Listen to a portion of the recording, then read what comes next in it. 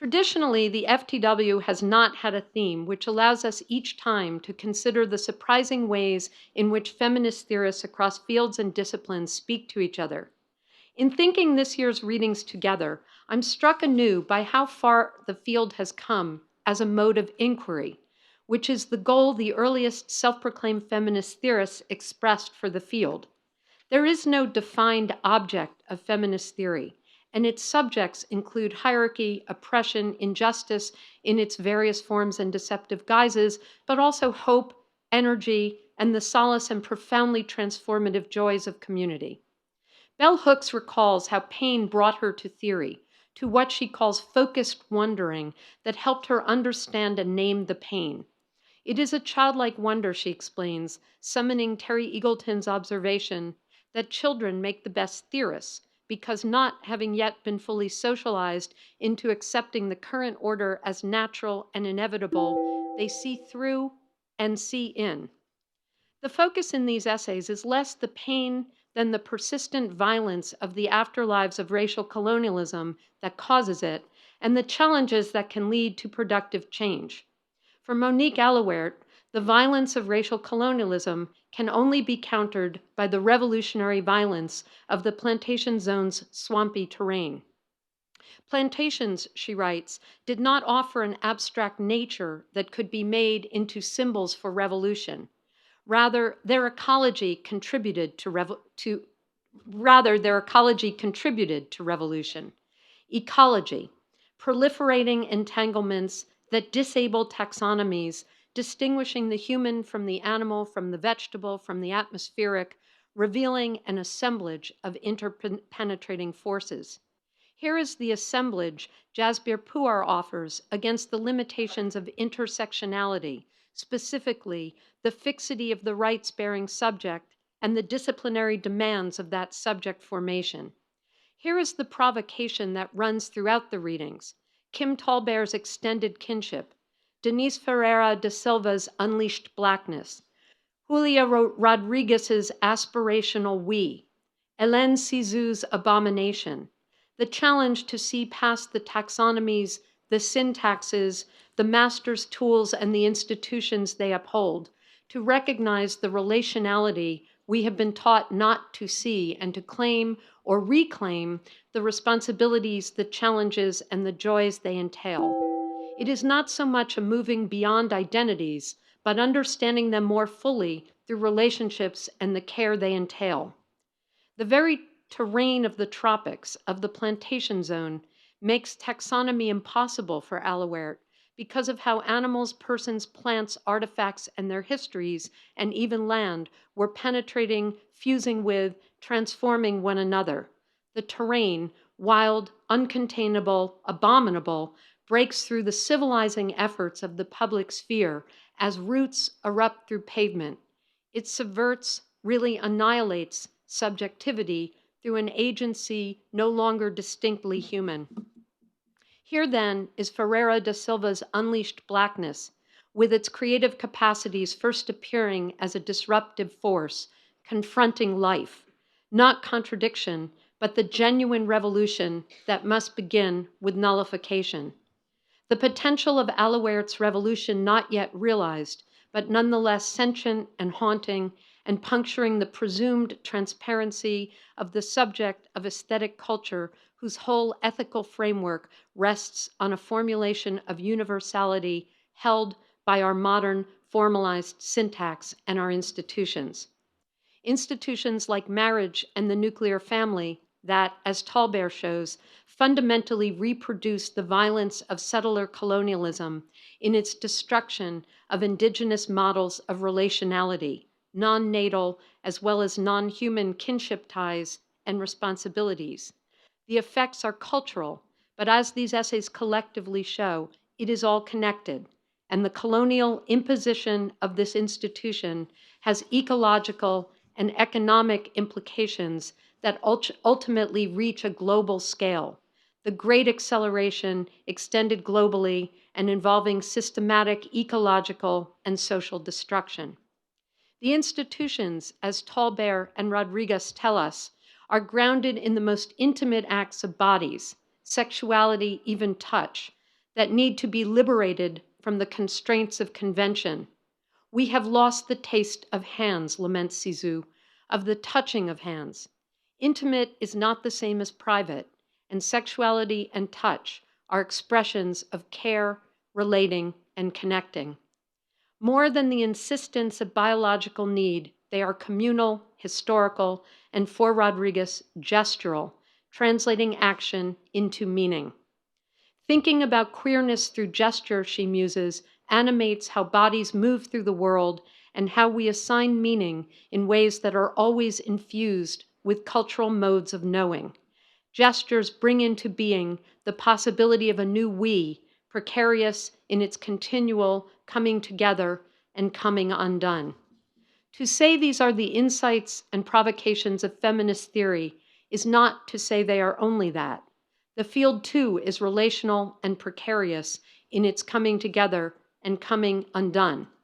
But I am mindful of the insights of feminist theorists such as Patricia Hill Collins, who describes the field advancing creative tension of the outsider within, and Chandra Mohanty, who shows how beginning from the social location of poor women of color of the two-thirds world is an important, even crucial place for feminist analysis, since it is precisely the potential epistemic privilege of these communities of women that opens up the space for demystifying capitalism and for envisioning transborder social and economic justice. One thing is clear from all of the essays, and that is that feminist theorizing is messy and difficult. It has to be, because as Andrea Dworkin so poignantly showed us, our lives depend on it. I want to conclude this introduction, as I did 4 years ago, with one of the earliest essays that formed my feminism, Bernice Johnson Reagan's meditation on coalition politics and the challenges and disturbance of feminist theorizing. Everybody who is in this space at this time belongs here, and it's a good thing if you came. I don't care what you went through or what someone did to you.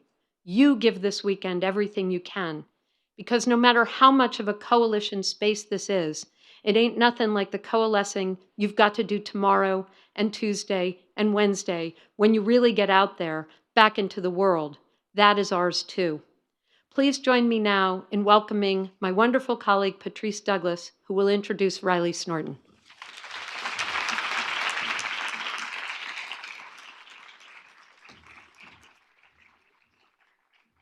Hello, everyone, and good afternoon. I'm Patrice Douglas, and I have the esteemed honor to introduce the first keynote by Dr. Riley Snorton for the 13th Annual Feminist Theory Workshop, which I am confident stands to be a brilliant convening. Dr. Snorton and I have only had the brief chance of meeting today. However, his work has inflected upon my own, as well as countless other thinkers, the ability to pose, repose, consider, and reconsider the question that Barbara Christian so critically offered to thought. What are the philosophical assumptions behind my praxis?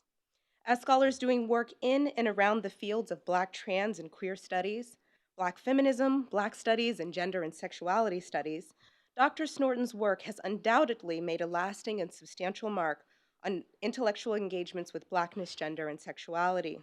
His scholarship exemplifies the reach of true interdisciplinarity, such that his methods not only draw upon several disciplines, but also establish a theoretical conversation that radically shifts the terms of engagement with each of those respective fields. The accomplishments Dr. Snorton has amassed are, in fact, no small feat. To give précis into Dr. Snorton's achievements and accolades, it would be remiss upon me not to state that he received his PhD less than a decade ago, in 2010, from the University of Pennsylvania's Annenberg School for Communication, with graduate certificates in Africana Studies and Women, Gender, and Sexuality Studies. Dr. Riley Snorton is currently full, emphasis on full, professor of English and Literature, and a resident in the Center for Gender and Sexuality Studies at the University of Chicago. He is the author of 2 monographs, Nobody is Supposed to Know, Black Sexuality on the Down Low, published in 2014 from University of Minnesota Press, and the groundbreaking Black on Both Sides, A Racial History of Trans Identity, which was published in 2017, also from University of Minnesota Press. He is currently working on a forthcoming project, tentatively titled Mud, Ecologies of Racial Meaning, which we all have the privilege of hearing a bit from today. In addition, Dr. Snorton is currently co-editing Saturation, Racial Matter, Institutional Limits, and the Excess of Representation, forthcoming from New Museum, MIT Press, and The Flesh of the Matter, a Hortense Spillers reader, which I know I'm excited about. He has also authored and co-authored numerous articles, including The Temporality of Radical Potential, published in GLQ, An Ambiguous Heterotopia on the Past of Black Studies Future, published in The Black Scholar, and On the Question of Who's Out in Hip Hop, published in Soul's Journal. Furthermore, he co-edited the 2017 special issue of TSQ, Transgender Quarterly, We Got Issues, Towards a Black Trans Studies, which features a curation of articles that reshape the dialogues within Black trans, queer, and feminist studies. This description only amounts to a brief excerpt of Dr. Snorton's accomplishment. It goes without saying that the impact of his work is both felt and yet to be fully realized as he continues to contribute to the milieu of Black thought. In Black on Both Sides, Snorton begins the chapter, Transcapable, Fungibility, Fugitivity, and the Matter of Being, with a re-engagement with fungibility. Sadia Hartman, by way of the work of Hortense Spillers, situates the conditions of enslavement and its afterlife through an articulation of Blackness as a status of fungibility and accumulation. Contrary to works that have taken up this status as a commentary on social death, Snorton offers instead a theorization of transitivity, and transversality of fungible Black fugitivity. In addition, Snorton eschews the insistence on reading Black trans embodiment and materiality through narrations of abjection. Thus, Snorton takes an interest in how cross-gender modes of wander and escape, most commonly expressed as passing, offer nuanced insights into how Black gendered bodies employ fungibility to move through and between modes of existence that refuse the bifurcation of gender specificity and relationality. In fact, Transcapable, a particularly illuminating chapter, demonstrates how there are countless historical examples that demonstrate such, from the writings of Harriet Jacobs to the fugitive maneuvers of Mary Jones and the escape of William and Ellen Craft. Fungible gender, in this context, allows for the means of escaped and existing in the in-between and nowhere of gender. Yet as much as the conceptualization offers here is historical, Snorton demonstrates how his use of 19th and 20th century examples are allegoric for the critical possibilities of theory in our present tense, as the book scales the reader through very familiar concerns in trans and queer discourse. As such, Snorton offers what Sylvia Wynter might contend is a subjective understanding of the transness of Blackness and the Blackness of transness as only referential to the past, insofar as it reflects our capacity to think towards futures. Furthermore, Snorton's scholarship demonstrates an indebtedness to Black feminist theory, a true engagement with its terms as a theoretical imperative, an honoring of Black feminism as theory without caveats or contentions. In fact, Black on Both Sides is foregrounded through and by way of the earth-shaking essay, Mama's Baby, Papa's Maybe, an American grammar book by Hortense Spillers. Snorton allows the theory of Mama's Baby, Papa's Maybe to guide the fluid, fungible maneuvers of his inquiry. In this respect, Snorton's Black trans theorizing imports a critical embrace of Black feminism, which begs the question, is Black womanhood the centrifugal orbit of Black feminist thought, or is it a strident engagement with the impossibilities of Black gender? It would seem, given the work of Snorton, that the explanatory power of the latter iteration is what Black trans studies takes on as fungible form. Thus, the fact that Black trans studies can embark upon what Snorton has argued elsewhere is, quote, the exploration of the interstitial relationships among articulations, we are who we say we are, performance, we are what we do, and practice, we are routinized bodily actions, end quote, is arguably a direct result of the radical care work imparted on the field by the innumerable scholarship of Dr. Snorton himself. Will you all join me in welcoming Dr. Riley Snorton to the stage? Jeez.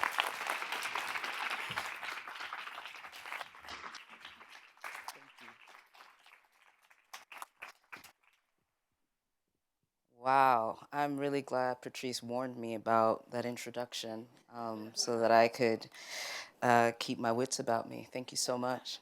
I also want to thank Priscilla for the invitation, the Department of Gender, Sexuality, and Feminist Studies, and to Kim, Jeremy, and Julie for the expert coordination of logistics, and for those folks who I have not yet met or whose names I don't know, but who are central to making all of this move forward.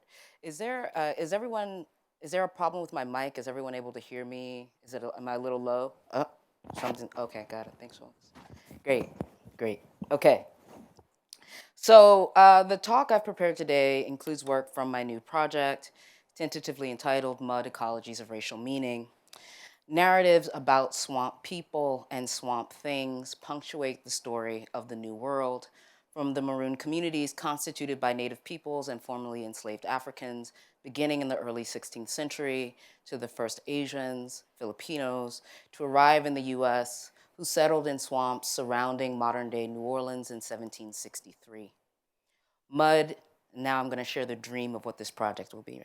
So MUD is archival and archaeological, exploratory and experimental, interdisciplinary and mixed methodological, drawing on poetry by Carl Phillips and Lyra van Cleef-Stefanen, the work of contemporary artists such as Alison Sarr, Candice Lynn, and Kai Barrow.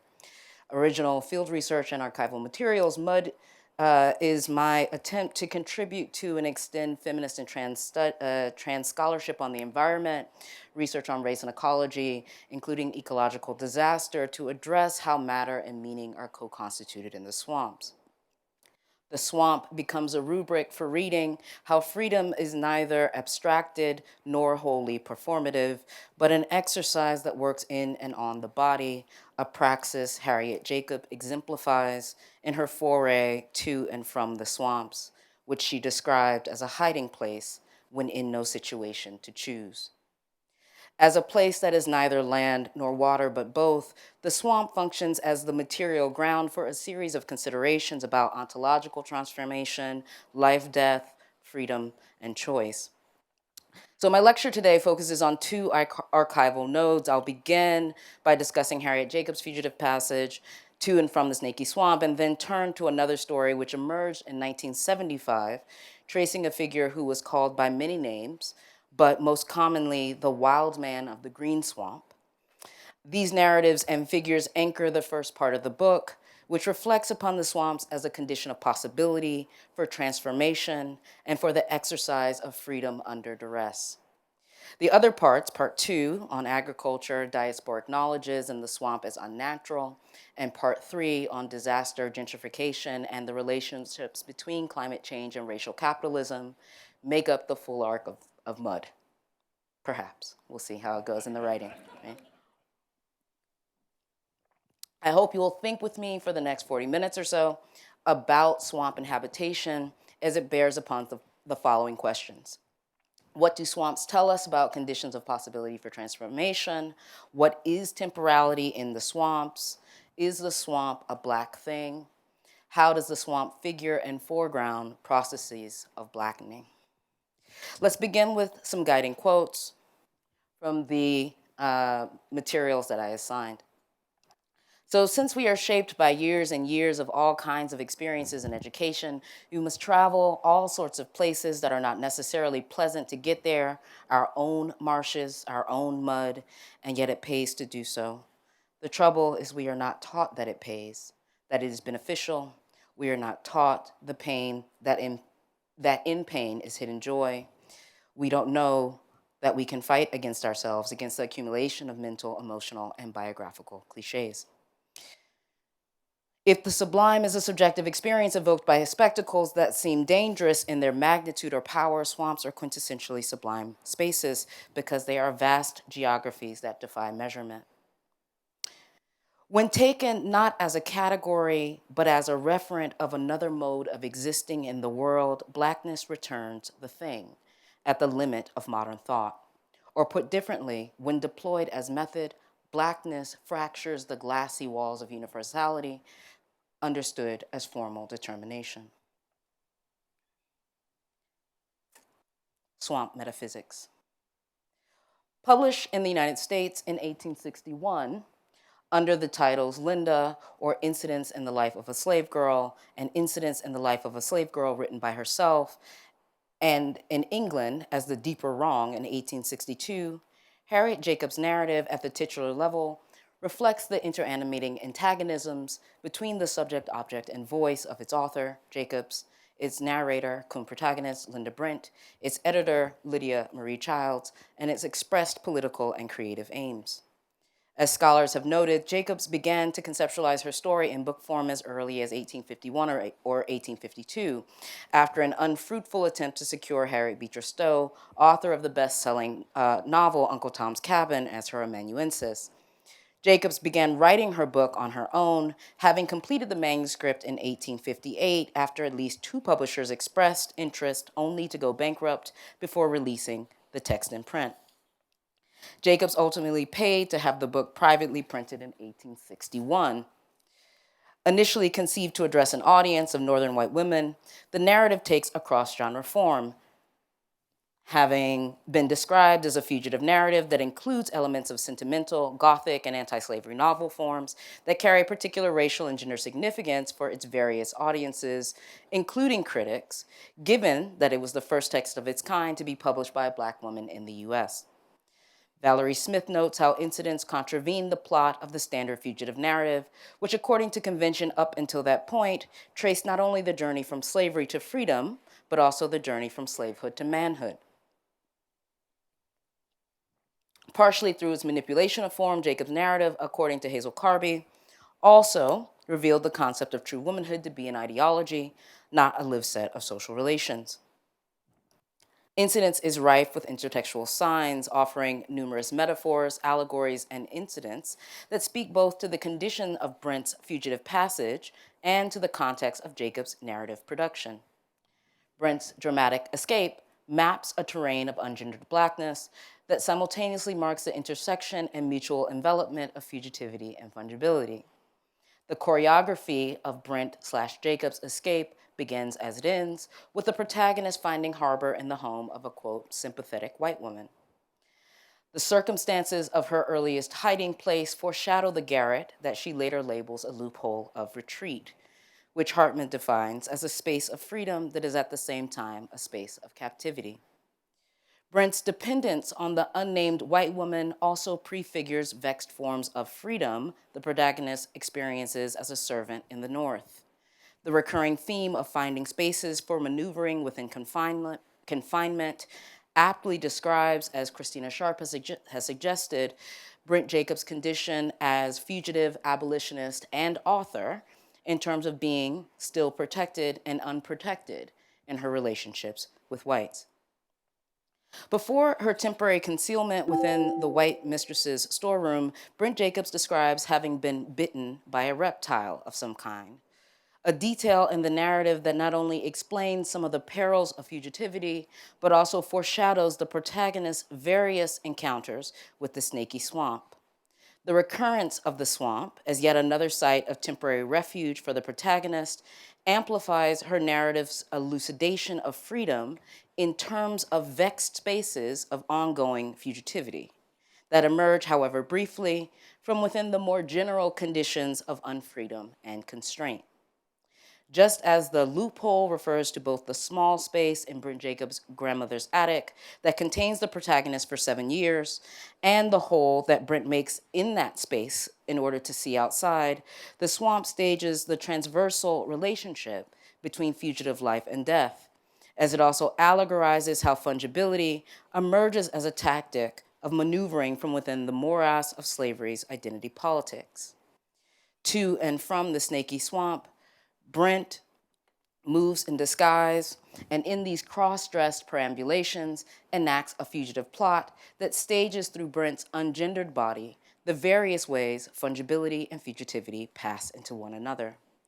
That crossing in form, narrative, and flesh condense the text narration of the condition of captive life, as it provides a way to interpret Brent Jacobs' numerous calculations and incidents in terms of fungible fugitivity. In the chapter New Perils, Readers learn how Betty, the enslaved cook and servant of the sympathetic white woman, brings Brent a suit of sailor's clothes, jacket, trousers, and tarpaulin hat. Donning her disguise, Brent passes through town twice, describing her return trip in this way. I wore my sailor's clothes and had blackened my face with charcoal. I passed several people whom I knew. The father of my children came so near that I brushed against his arm, but he had no idea who it was. Jacob's use of the transitive verb pass to describe moving through space also portends the intransitive sense of the term, as the scene renders the mechanisms by which gender and racial subversion are assumed. This intransitive passing, as the performance of false identity, reached its peak of usage in print in the mid to late 1800s, coinciding with the initial publication of both Jacob's and the Crafts' fugitive narratives, though its particular meaning had emerged in the mid-15th century during the first wave of European colonization. Many of the accounts of cross-gendered escape explicitly articulated themselves as passing narratives, particularly in the case of the Crafts, who from the first printed iteration of their story in 1849 are referred to as a pair of passing figures, one passing as a disabled white gentleman, the other as his servant. As Jacob's scene relates for fugitive movement, Brent completes her attire of sailor's clothes by blackening her face. Cobb, referring here to Duke's own Jasmine Cobb, suggests that this blackening may have been an anticipatory gesture. When James Norcom, Jacob's enslaver, published a description of her in the 1835 issue of the American Beacon, he presumed that she would be, quote, seeking whiteness and dressing as a free woman, not accentuating her blackness, and finding a cross-dressing and ungendered mode for escape. Although the description of sartorial arrangement seems to conform to Passing's logic of movement for protection or privilege, Jacob's use of charcoal to darken her complexion tropes by inverse logic on more commonly held beliefs and fears about racial passing. As passing became a term to describe performing something one is not, it trafficked a way of thinking about identity, not only in terms of real versus artificial, but also and perhaps always as proximal and performative. Like a vertical line with arrows on either end, passing is figuratively represented by moving up or down hierarchized identificatory formations. This articulation of vertical identity also coordinates with forms of binary thinking, typified, for example, by the language of the opposite sex. As passing is most commonly understood, one ascends into privilege, being, and distinction, or as Jacob's blackening suggests, into the converse of those things. Into the converse of those things, pardon me, folks, which is to say, into fungibility, thingness, and the interchangeable. In this vertical model, blackness functions as a possibility of distinction, in which fungibility acts as the requisite grounds from which distinction is forged. Brent Jacobs' blackened blackness gives expression to her condition as fungible within the logics of US slavery, in which the system of colorism, as Nicole Fleetwood has argued, produces a performing subject whose function is to enact difference, an act that is fundamentally about assigning value. As it relates to the scene of Jacob's brushing past sands, her status as it also indicates how blackness as fungible engenders forms of non-recognition, as Jacob's performance elucidates how blackness and going blacker become an embrace of the conditions that might allow one to pass one's friends and lovers undetected. In this encounter, fungibility sets the stage for gendered maneuvers on a terrain constituted by modes of viewing blackness, in which Jacob's blackness and going blacker color her gender as well as her face. The ecological characteristics of the snaky swamp serve an allegorical function in illustrating how fungibility produced what Brent Jacobs described as that hiding place for those in no situation to choose. While preparing herself to enter that fugitive space that articulated a simultaneous promise of life and death, Brent Jacobs tells the reader of how her previous snake bite and fear of snakes filled her with an especial dread. Narrating the encounter with the swamp in detail, Brent describes how the lush natural environment that concealed her and her companion also teemed with predatory and poisonous wildlife. Incident portrays the swamp as a death space for human life, or more precisely, a space of near death into which into which some other quality of living is assumed out of necessity. Its perception as uninhabitable is also what constitutes the swamp as a loophole of retreat. Yet the protagonist also notes at the conclusion of her description that how she prefers the terror of the swamp and its inhabitants over the forms of racial and gender terror exercised by white men in so-called civilization. Though Brent Jacobs has direct experience of both, the passage elects the use of imagination to describe the differences between the two sites. This word choice elicits a reading of the passage in terms of its referentiality to an abolitionist literary and public imaginary. As Anne Bradford Warner describes, the snaky swamp is, on one level, an intertextual parody of Stowe's recurrent depiction of Black fugitive life set within the romanticized backdrop of the swamps, and particularly pronounced in Stowe's characterization of the dismal swamp in the 1857 novel Dread. Yet the swamp is both material and metaphysical. In addition to being a polyvalent literary device, the snaky swamp is a real place. Located west of Edenton, North Carolina, it bears, and I wonder where Edenton is in relation to where we are. I should have looked that one up. Okay, maybe someone will tell me in the Q&A. Edenton, North Carolina, it bears a geographical proximity to the Great Dismal Swamp, a site for the longer durational inhabitation of marooned Africans and Native people that conveys how its ecological features produced an adversarial terrain for human life, rife with imminent and ever-present difficulties of cohabitation with this non-human animal inhabitants for the displaced and dispossessed. Incidents returns to the idea of the snaky swamp in a brief exchange between Brent and the sea captain, who eventually transported her to Philadelphia. Quote, as we passed the snaky swamp, he pointed to it and said, there is a slave territory that defies all the laws. I thought of the terrible day I had spent there, and though it was not called Dismal Swamp, it made me feel very dismal as I looked at it. The captain's characterization of the snaky swamp as defiant of all laws bespeaks what Sylvia Wynter describes as the development of a new worldview, a system of ordering logics that accompanied the discovery of the Americas and that were expressed according to a series of binary oppositions, including master and, quote, natural slave, rational and irrational, the habitable and uninhabitable territories. As Catherine McKittrick relates, post-1492, what the uninhabitable tells us is that populations who occupy the non-existent are living in what has been previously conceptualized as unlivable and unimaginable. If identity and place are mutually constructed, the uninhabitable spatializes a human other category of the unimaginable native Black. The captain's pronouncement also invokes the swampland's transversal histories of marronage with a more dogmatic and theological sense of slavery.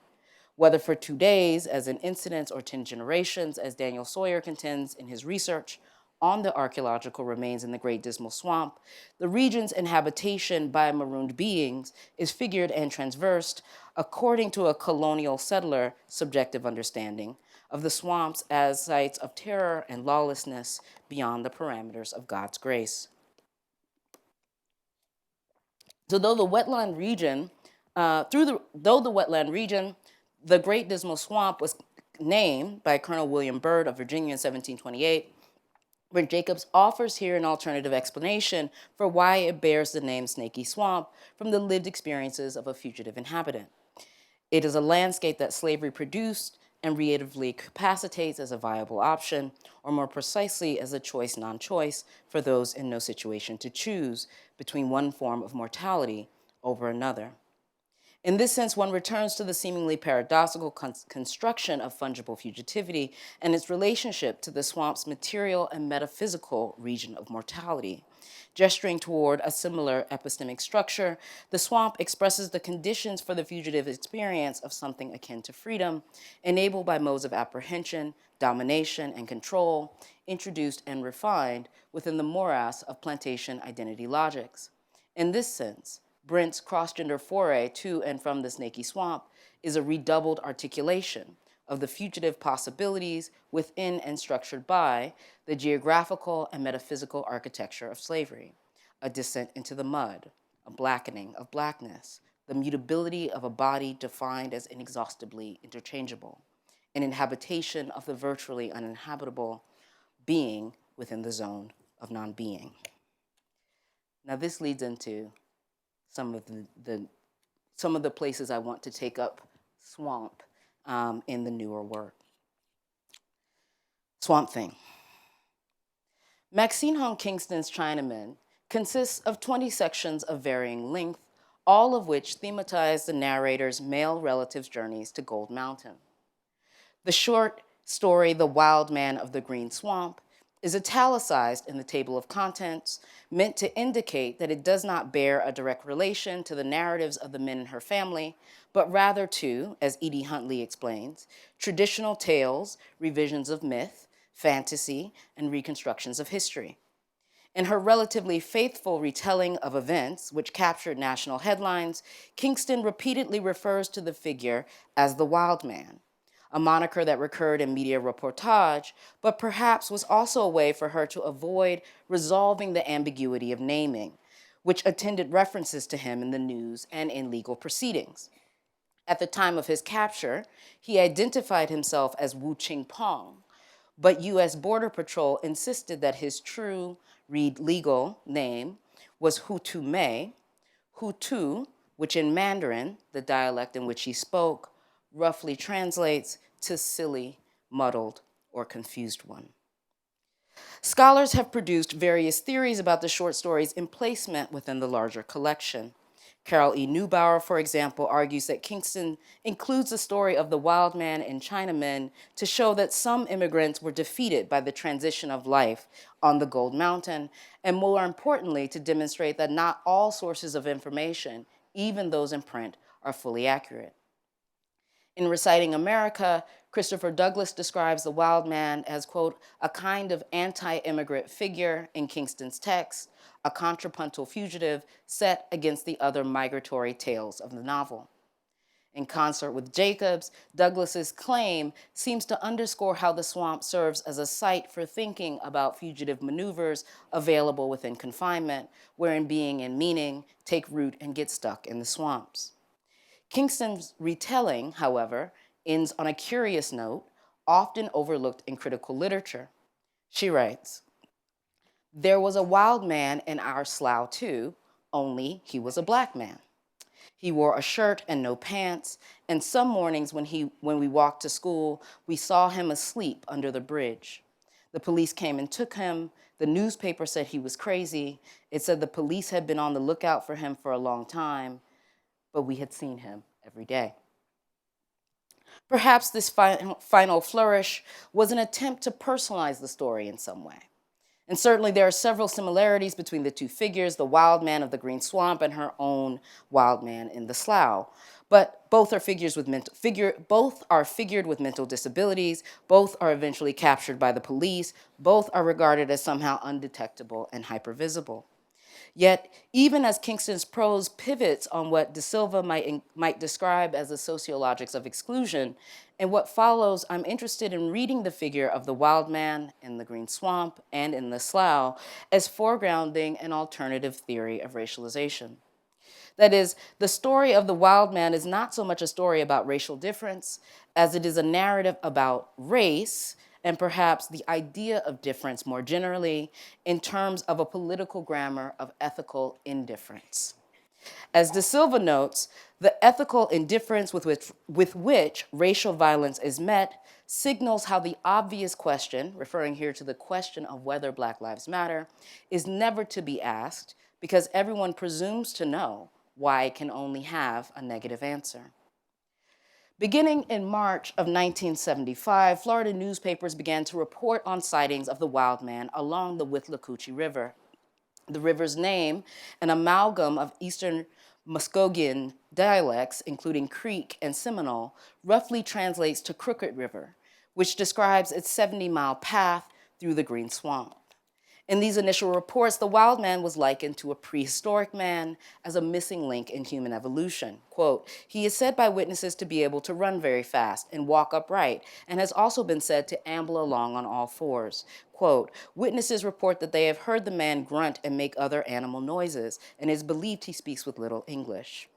In the Orlando Sentinel, under the headline, Does Green Swamp Monster Exist?, a first stab at racial description. According to reports, residents living in an area from the Green Pond to Polk to the Withlacoochee River in Pasco County have seen the man and describe him as either Negro or Indian.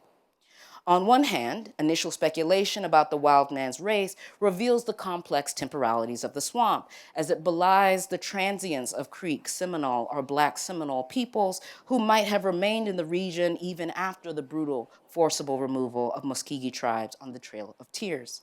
On the other, and particularly in relation to description of his movement, with sightings of the man ambling along on all fours, the description foregrounds the raciality of being in familiar colonial terms. Kimi Adeyemi notes, as indigenous populations were dispossessed of and relocated from the most profitable terrains of the colonial territories, the sedimentation of 90 degrees as the privileged domain of man would be continually reified as the plantation economy was streamlined throughout the 18th century. At the most granular levels, the plantation logic operated through the violent disciplining of Black enslaved persons' relationship to the ground. The 90-degree angle of man and the related concepts of human, subject, and citizen were stabilized by the angularities of Black to and as ground. In the back-breaking 30-degree of repetitive agricultural work, the psychological 70-degree of subservient tending forward with downcast eyes, the sharp shifts between 100-degree and 110 degrees taken on with each whiplash, the 180 degrees of the dead body, the 0 degree of the cum sub terre. From this, one might speculate about the figuration of prehistoric man that continues to subtend the question of difference in terms of race and species in the afterlives of slavery, which is to say that the description of his speech, posture, and ambling about engenders a reading of his bodily comportment in terms of a grammar of governance and of the governable. The steady coverage of sighting in 1975 involved a regular cast of characters from the Sheriff's Department of Sumter and Polk counties. News stories focused primarily on updated descriptions of the wild man, his physicality, his diet based on what was left behind, and theories about how and why he chose to live in the swamp. Among them, a speculation that the wild man may have been a survivor of the 1971 military airplane crash in the Green Swamp, or an escaped criminal or mental patient. Another running thread included questions about the competency of local law enforcement. Approximately 2 weeks before his capture, the Orlando Sentinel ran the headline, "Green Swamp Wild Man Giving Deputies Fits." In the article, Sumter County Sheriff Captain David Jesse admitted, quote, "We're not really sure we want to catch the wild man, but it would sure be interesting to talk to the guy." Jesse added, "From what we could see of him, we've come up with a description. He's between 5'10" and 6 feet tall and weighs about 175 and has the appearance of a foreigner, maybe Oriental or Mexican." In the same article, a spokesperson for the Polk County Sheriff Department shared that they had decided to discontinue their search, given the lack of severity of the charges. In the days leading up to the wild man's capture, the Sumter County Sheriff's Department provided comments that were a mixture of fear-mongering and fascination. Sumter County Sheriff Don Page described the wild man as, quote, "definitely mentally disturbed, but sane enough to know how to live in the wilds and escape from anyone who's ever tried to get to him. Get to him. Those are his words. Other disabilities were invoked as explanations for how he had continued to evade capture. Several articles circulated a theory that the wild man must be deaf because he did not stop or come toward them when they fired warning shots during their chase.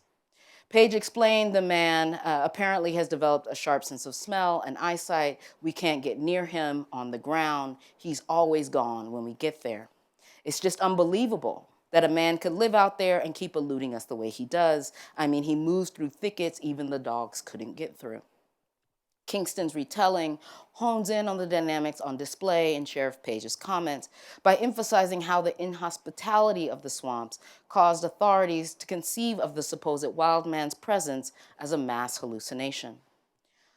On May 18th, the day after his capture, the story of the wild man made national news. Included with the Wired report were a series of images taken at the scene. One could argue that both story and images circulated concatenated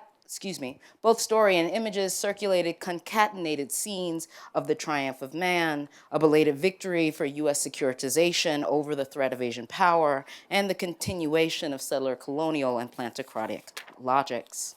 Picture one, an image of a man surrounded, appearing to be in pain, on his knees, the white hands of another man in stripes and a cowboy hat, the midsection of another man in the background. Picture two, again surrounded, again in pain, visibly handcuffed, three white men, two in cowboy hats, seem to be leading him out of the tall vegetation of the green swamp. Of this image, Maxine Hong Kingston wrote, "In the newspaper picture, he did not look very wild, being led by the posse out of the swamp. He did not look dirty either. He wore a checkered shirt unbuttoned at the neck, where his white undershirt showed. His shirt was tucked into his pants. His hair was short. He was surrounded by men in cowboy hats, his fingers stretching open, his wrists pulling apart. To the extent of the handcuffs, he lifted his head, his eyes screwed shut. He cried out." Picture three, handcuffed, stepping into the police car and peering into the sun, perhaps looking from whence he came, an officer's hand on his forearm, a long and menacing rod in the officer's other hand, perhaps in a gesture of journalistic reflexivity, the inclusion of reporters in the background. As Christopher Douglas notes, Hu Tu-mei was captured less than 3 weeks after the failure of American policing was spectacularly punctuated with the evacuation of the American Pittman apartments in Saigon, and only 14 months after Hiro Onada's surrender in the Philippines. Images from the Vietnam War and the stories about fugitive Japanese soldiers hiding in Pacific jungles long after the end of the Second World War made the figure of the Oriental in the swamp preoccupied in the sense of the deja vu effect that Ruth Amassi says characterizes the cliche. For the inhabitants on the edge of the Florida Green Swamp, the appearance of Hu was deja vu, and he was thus also deja connu, the already seen, already known Oriental fugitive from American justice. If, as Douglas argues, the capture of the wild man was a confirmation of the already known Oriental fugitive from American justice, he attributes this phenomenon to the generative function of cliches. As he relates, if cliches signify a pathology or an illness within language, it is a pathology of similarity, not so much the inability to name difference as the inability to recognize the fact of the unrecognizability of otherness. Indeed, much of the narrative before and after his capture was about unrecognizability at the level of species, race, and identity. From here, one reckons again with the swamp as a black thing in terms of De Silva's conjecture as that rare and obsolete definition of matter, of substance without form. In keeping with the figure's unrecognizability, on May 19th, the Tampa Tribune ran the article, "Officials Still Trying to Identify Wildman," describing how 3 translators attempted to gather information about the recent captive. While county officials were in contact with the Chinese consulate in Atlanta, expecting to receive a passport in the name of Tu-mei Hu from Taiwan, Wu Qingpeng, as the wild man insisted to be called, told interpreters about how he found himself in the Green Swamp. According to Peng, he came to the US aboard an airplane about 1 year ago to work on a merchant ship with an all-Chinese crew. It was the first time he had worked on a ship, he said. After working 2 months, he told the captain he wanted to be sent back to Taiwan. He asked 3 times, but it didn't help, the interpreters said. Finally, Peng told the captain he wanted to resign, but the captain accused him of being homesick, he said. One day, the captain called him in and told Peng he would be taken to the airport to go back to Taiwan, Peng recalled.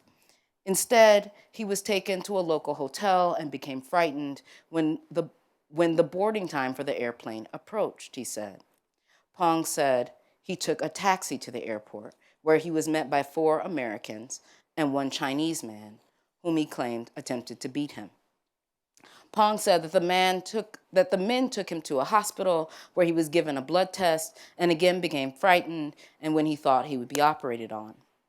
After an hour in the hospital, Pong fled with the hope of reaching friends in New York City, the interpreter said. He fled overland, not knowing where he was going. He said he was so scared in the woods.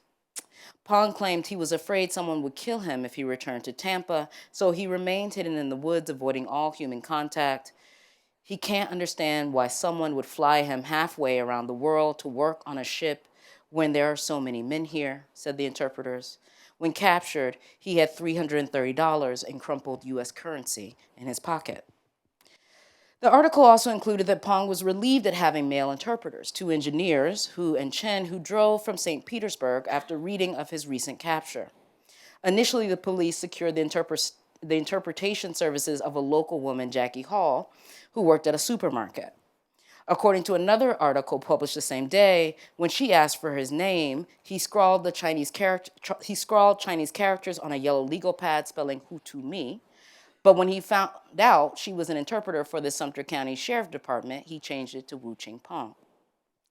According to several news stories which emerged 2 days later, Border Patrol confirmed the identity of the frightened seaman at the same time as the recent captive killed himself. Describing the man's death, a spokesman for the sheriff's office said, quote, he tied one end of his belt around his neck and the other around his cell door. He apparently choked himself while sitting on the floor and pulling against the belt. We don't know how he did it. He was only left alone 6 minutes.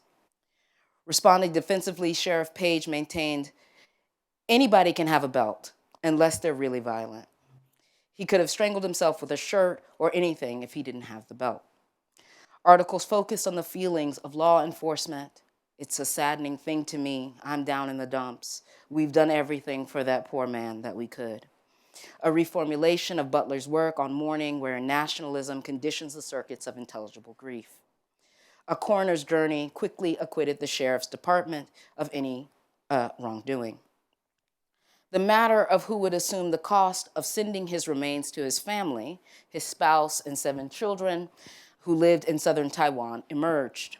Would it be the Liberian freighter that landed him in northern Florida en route from Mexico, the Chinese government, or the US's government? In my engagement with this archive, this question is never directly addressed. It's true, the US government sent a check to the Chinese government in the sum of his wages earned, but the matter of his remains remains unanswered.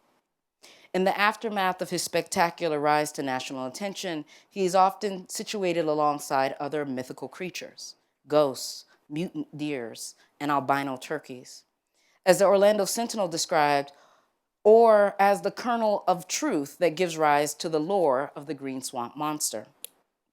Later in that summer, an article surfaced which questioned whether the green swamp was a swamp at all.